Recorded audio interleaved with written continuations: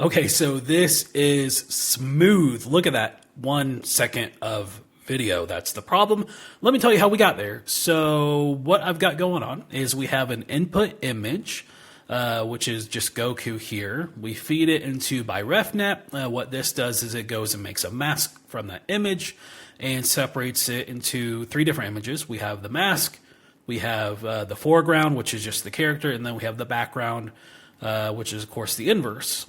Then feeding it into Llama, which does what's called inpainting. And so we just basically go and fill that void where the character was removed from the image.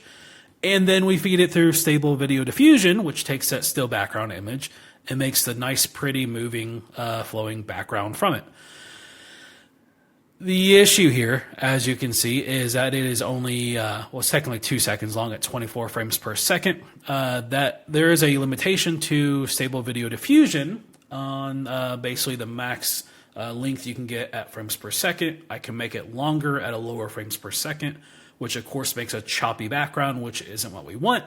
So I think our next step might be to incorporate real-time intermediate flow estimation. And what this is going to do, well, let me he explains it better than I could.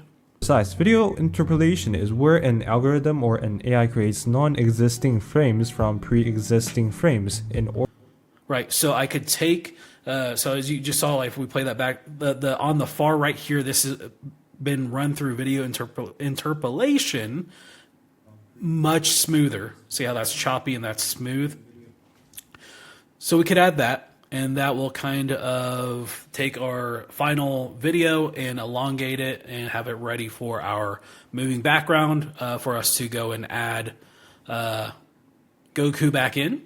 Or we could even run that also through Stable Video Diffusion and add like movement to his clothes. I think we can do that. Maybe, maybe not.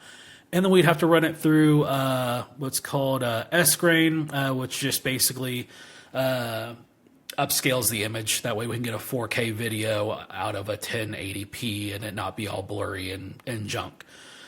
But here's where I think it might be time to pivot. As you can see, this is becoming, and that's even adding another step in our workflow, this is becoming pretty intense. And by the way, that 2-second video at 24 frames per second took 3 minutes and 20 seconds to render on a 4070 Ti Super. I might be hitting scope creep. I really want to make this to where, you know, you can take a still image and generate an awesome live wallpaper.